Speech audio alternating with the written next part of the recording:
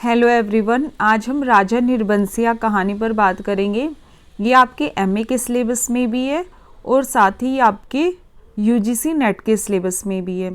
इसके जो लेखक हैं वो कमलेश्वर हैं। इन्होंने इस कहानी में बताया है किस प्रकार एक पौराणिक कथा होती है राजा निर्बंसिया की, वहीं पे एक आधुनिक जीवन की कथा होती है जगपति की। वो दोनों लगभग एक जैसे ही चलती हैं और दोनों ही कहानियों का जो अंत है वो बिल्कुल अलग होता है। राजा निर्बंसिया अपनी पत्नी को अपना लेते हैं, हालांकि जगपति जो होता है वो अपनी पत्नी को नहीं अपना पाता और एट द एंड वो सुसाइड कर लेता है। तो चलिए समझते हैं इस कहानी को। सबसे पहले राजा निर्बंसिया की पूरी कहानी बता देती हूँ मैं आपको, फिर उसके बाद जगपति की कहानी बताऊँगी। राजा निर्बंसिया जो होते हैं वो बिना वंश के होते हैं, उनके कोई संतान नहीं होती है और उनके पास सब कुछ होता है लेकिन संतान नहीं होती। और एक दिन एक भटियारिन उन्हें एकदम सुबह सुबह देख लेती है, तो वो उन्हें ऐसे कहती है कि मैंने सुबह सुबह किसका चेहरा देख लिया, अब पता नहीं मेरा कैसे गुजारा होगा। ये सुनकर ना राजा को बहुत ज़्यादा बुरा लगता है, लेकिन वो मतलब एक भटियारिन की इतनी ज़्यादा हिम्मत कि उसने ऐसा कह दिया, लेकिन फिर भी राजा उसको कुछ नहीं करते और आदेश देते हैं अपने जो गुलाम होते हैं कि इसको इतना ज़्यादा अन्न दे दो कि इसका घर पूरा अन्न से भर जाए और उसको अन्न की कभी कमी ना हो। और ऐसा ताकि जो उस भटियारिन ने कहा था वो बिल्कुल सच ना हो कि राजा का चेहरा देख लिया जिसकी कोई संतान नहीं है, तो उसकी वजह से अब मेरा पता नहीं मुझे अन्न नसीब होगा या नहीं होगा। इस वजह से राजा ने ऐसा किया। उसके बाद फिर क्या होता है कि राजा को पर्सनली बहुत ज़्यादा बुरा लगता है इस बात से, और फिर राजा एक बार शिकार पे जाते हैं तो काफ़ी टाइम तक नहीं आते। तो जो रानी होती हैं वो अपने मंत्री को लेकर राजा को ढूंढने निकल जाती हैं सब, क्योंकि महल में सब उदास होते हैं। फिर उसके बाद जब उन्हें नहीं मिलते हैं राजा, तो वो वापस आती हैं तो देखती हैं राजा घर पर ही हैं।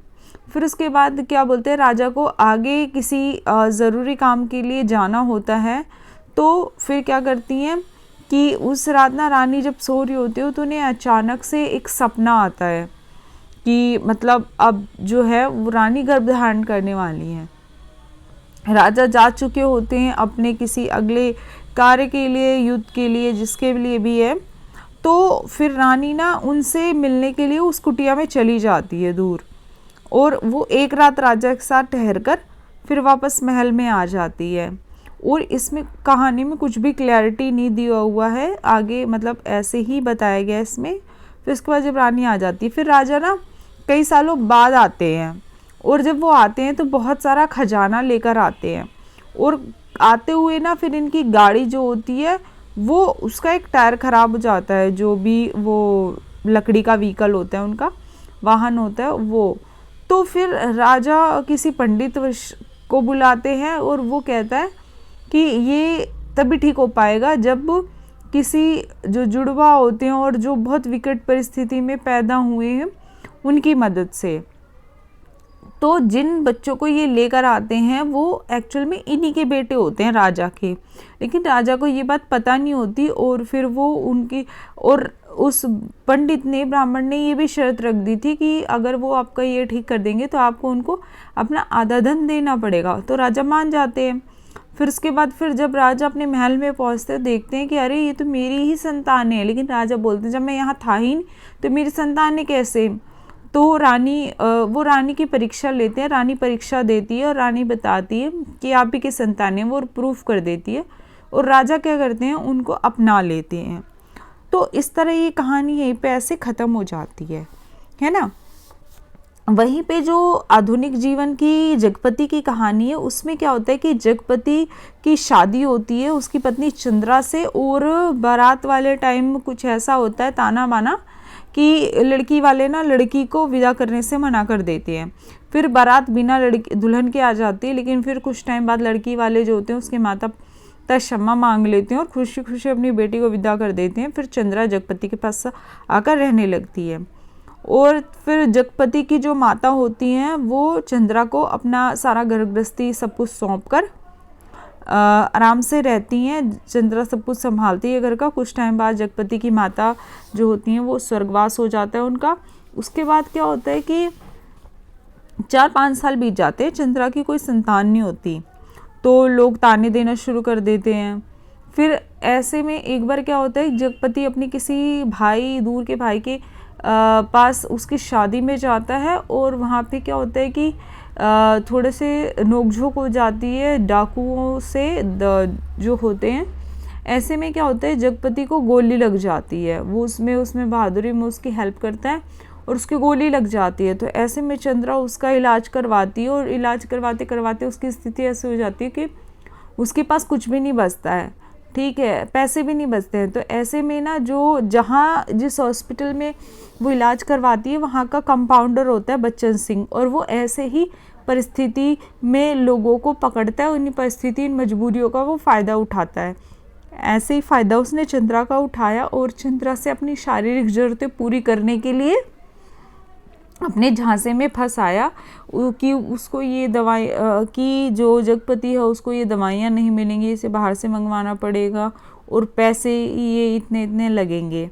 तो फिर अपने पति की जान बचाने के लिए चंद्रा मजबूर होकर परिस्थितियों की वजह से ऐसा करती है। फिर जगपति को लगने लगता है कि इतना ज़्यादा पैसा कहाँ से आया और दवाइयाँ कहाँ से आ रही है। तो चंद्रा कहती है, जो तुमने मुझे कड़े दिए थे वो ही बेचकर मैं, सोने के कड़े वो बेचकर लाई हूँ। फिर उसके बाद क्या होता है कि जगपति ठीक हो जाता है, फिर वो घर आता है। तो कुछ टाइम बाद क्या होता है कि वो होता है कंपाउंडर बच्चन सिंह, उसका इनके घर भी ये इस झूठ मूठ ये कहकर कि मतलब जगपति का हालचाल पूछने के लिए वो आया है, उसका आना जाना शुरू हो जाता है। फिर धीरे धीरे क्या होता है कि कुछ ज़्यादा ही उसका आना जाना शुरू हो जाता है, बिल्कुल घर के मेंबर की तरह वो होने लगता है। तो आसपास के लोगों के बीच कानाफूसी शुरू हो जाती है, और जो आसपास की औरतें होती हैं वो ताने देने शुरू कर देती हैं। फिर धीरे धीरे क्या होता है कि जैसे जगपति होता है वो मतलब अपनी मतलब ऐसा क्या, उसको एक पड़ोसन कहती है कि ये देखो राजा निर्बंसिया आ गए। तो ये चीज़ ना जगपति को चुभ जाती है, और उसके बाद फिर चंद्रा जो होती है उससे जगपति की लड़ाई हो जाती है। धीरे धीरे जगपति को भी पता चल जाता है कि बच्चन सिंह के साथ इसके शारीरिक संबंध है। ऐसे में जगपति उसको कह देता है कि चंद्रा को कि तुम्हारे तो कुछ हो ही नहीं सकता, तुम तो संतान को जन्म दे ही नहीं सकती, ऐसे करके वो उसको कहता है। ये बात ना चंद्रा को बहुत ज़्यादा लग जाती है कि मतलब दुनिया कहे तो कहे, पति ऐसा कैसे कह सकता है। और उसके बाद फिर चंद्रा सिसक कर रोने लगती है, और फिर जगपति को फील होता है कि मतलब मैंने ऐसा मतलब थोड़ा बहुत मुझे नहीं कहना चाहिए था। लेकिन जब वो उसके सर के पास हाथ सहला रहा होता है ना, तो अचानक से उसकी नज़र कड़ों पे पड़ जाती है कि उसने तो कहा था कि सोने के कड़े उसने बेचकर उसकी दवाइयाँ ली हैं, लेकिन वो तो यही हैं। तो पूरी तरह एकदम साफ साफ खुल जाता है कि बच्चन सिंह के साथ इसके शारीरिक संबंध है। फिर ऐसे में दोनों पति पत्नी के बीच में क्या होता है कि बहुत ज़्यादा दूरियां बढ़ जाती है, और बच्चन सिंह से कोई इमोशनल रिलेशन नहीं होता है चंद्रा का, सिर्फ वो अपनी बच्चन सिंह उससे अपनी शारीरिक ज़रूरतें ही पूरी कर रहा होता है। और जगपति जो होता है, जब वो ठीक होकर आ जाता है तो अपना कारोबार चलाने के लिए वो कंपाउंडर बच्चन सिंह से पैसे भी लेता है। फिर वो क्या करता है, अपना वो लकड़ी का जो काम होता है वो स्टार्ट कर देता है। फिर उसके बाद ना जो जगपति होता है वो शाम को वही एक दिन दारू पी कर रुक जाता है, क्योंकि जो ये परिवार के जो तनाव की परिस्थिति ये सब से वो बहुत ज़्यादा दारू पी लेता है और शाम वहीं रुक जाता है। तो जो बच्चन सिंह होता है वो उसका रात में भी चंद्रा के घर आना जाना शुरू हो जाता है, अड़ोसी पड़ोसी को सब चीज़ें पता चल जाती है कि मतलब ये अनजान आदमी इनके घर आ रहा है जा रहा है, ऐसे करके। फिर उसके बाद कुछ टाइम बाद ना मतलब चंद्रा के ना जो बच्चा होता है वो ठहर जाता है, गर्भ धारण कर लेती है वो। और उसके बाद फिर भले ही उसको एक बार जगपति मतलब उसकी पत्नी गर्भ धारण कर लेती है, इस बात को खुशी होती है, लेकिन फिर उसको पता चल जाता है कि बच्चा मेरा नहीं है, ये तो बच्चन सिंह का है। फिर ऐसे में क्या होता है कि बिल्कुल वो अपनी पत्नी से बोलना चलना बंद कर देता है। और हालांकि गलती उसकी भी है, क्योंकि उसने कर्ज खाया था बच्चन सिंह से, जगपति ने, और फिर उसके बाद उसकी बोलने की भी हिम्मत नहीं होती। फिर चंद्रा, जब इन दोनों पति पत्नी के बीच में ना दूरियां बढ़ जाती है तो चंद्रा कहती है मेरा भाई आ रहा है और मैं उसके साथ जा रही हूँ। फिर उसके बाद वो उसको कहते हैं कि चली जाओ, और फिर उसके बाद जब वो चली जाती है ना तो कहीं ना कहीं जगपति जो होता है अंदर ही अंदर और ज़्यादा घुटन महसूस करना शुरू कर देता है, क्योंकि परिस्थितियों की वजह से चंद्रा ने ऐसा किया था और उसका कारण जगपति ही था, और दोनों पति पत्नी के बीच में जो स्थिति थी वो बहुत ज़्यादा बेकार हो चुकी होती है। और फिर उसके बाद क्या करता है, जगपति एक लेटर लिखता है और उसमें कहता है कि व्यक्ति को पाप नहीं पश्चाताप मारता है, और फिर उसके बाद वो सुसाइड कर लेता है। और वो उसमें साफ साफ कहता है कि मतलब इसमें ना कोई ब्लेम, मतलब किसी का कोई गलती नहीं है, मैंने कर्ज खाया है और कर्ज के जहर ने ही मुझे मार दिया। फिर इस तरह ये कहानी ऐसे ख़त्म हो जाती है। तो काफ़ी ज़्यादा दुखद कहानी एंडिंग होती है इसकी, आधुनिक जीवन की जो जगपति की कहानी होती है। तो इस तरह ये कहानी है।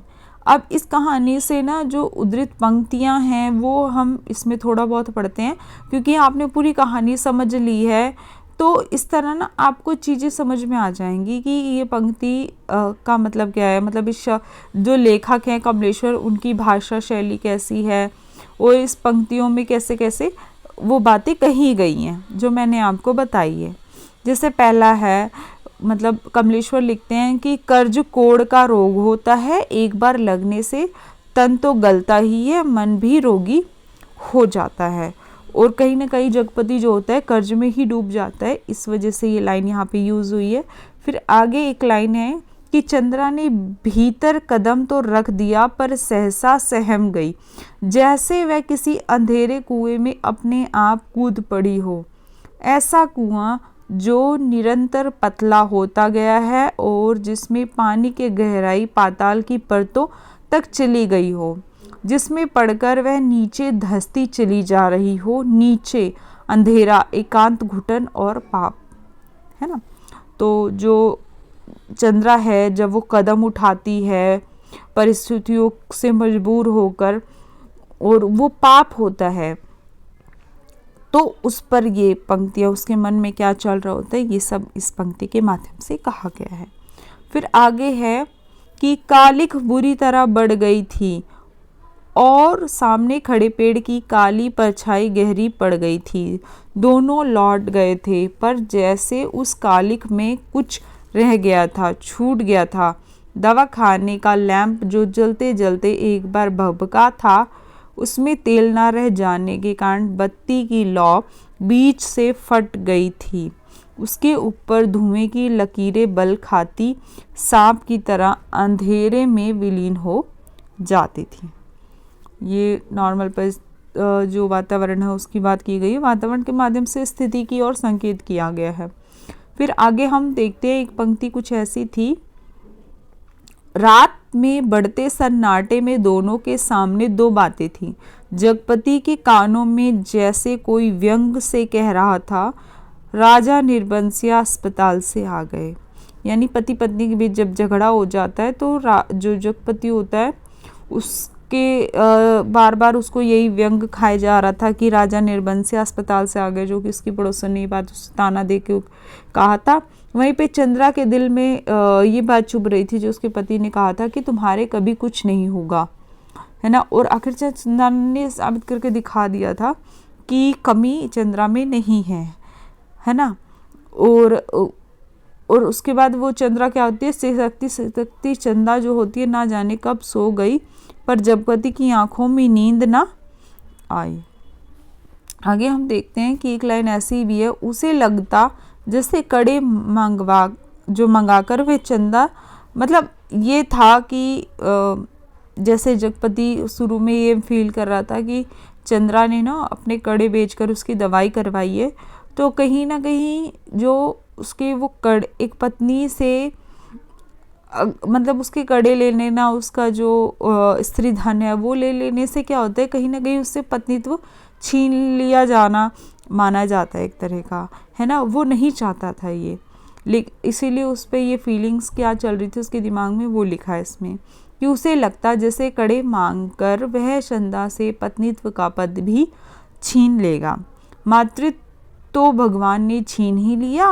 वह सोचता आखिर चंदा क्या रह जाएगी। एक स्त्री से यदि पत्नीत्व और मातृत्व छीन लिया गया तो उसके जीवन की सार्थकता ही क्या। आगे हम देखते हैं और क्या लिखा है। इसमें लिखा है तो फिर क्या, वह कुछ क्या है जो उसके आत्मा में नासूर सा रिश्ता रहता है, अपना उपचार मांगता है, शायद काम। हाँ, यही, बिल्कुल यही जो उसके जीवन की घड़ियों को निपट सूना न छोड़े, जिसमें वह अपनी शक्ति लगा सके, अपना मन डुबो सके, अपने को सार्थक अनुभव कर सके, चाहे उसमें सुख हो या दुख, आरक्षा हो या सुरक्षा, शोषण हो या पोषण। उसे सिर्फ काम चाहिए, करने के लिए कुछ चाहिए। यह तो उसकी प्रकृत आवश्यकता है, पहली और आखिरी मांग, क्योंकि वह उस घर में नहीं पैदा हुआ जहाँ सिर्फ जवान हिलाकर शासन करने वाले होते हैं। वह उस घर में भी नहीं पैदा हुआ जहाँ सिर्फ मांगकर जीने वाले होते हैं। वह उस घर में है जो सिर्फ काम करना जानते हैं।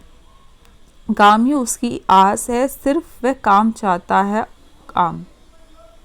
ये पंक्ति है जो मतलब वो बहुत ज़्यादा परिस्थिति से परेशान हो चुका होता है और जो उसका लकड़ी का काम स्टार्ट किया होता है वहाँ पे बैठा होता है, तो तब ये बातें वो सोचता है।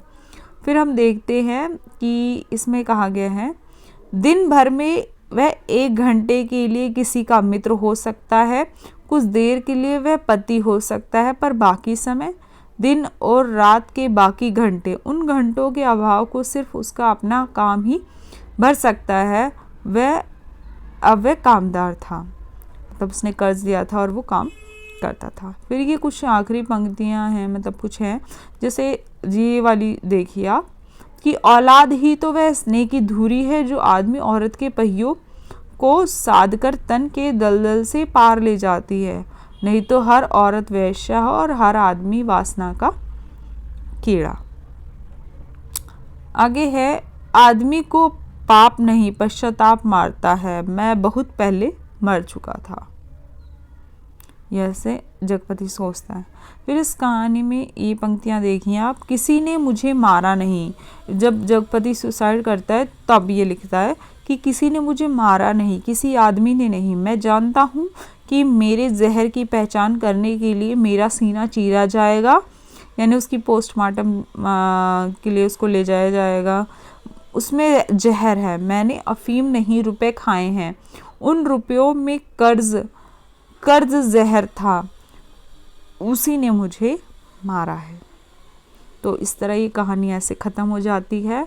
और आई होप कि मैंने राजा निर्बंसिया कहानी को बहुत अच्छे से समझाने की कोशिश की है और आप ये कहानी नहीं भूलेंगे, एग्ज़ाम में आपके लिए हेल्पफुल होगा। Thank you for watching. अपना ख्याल रखिए, टेक केयर, बाय बाय।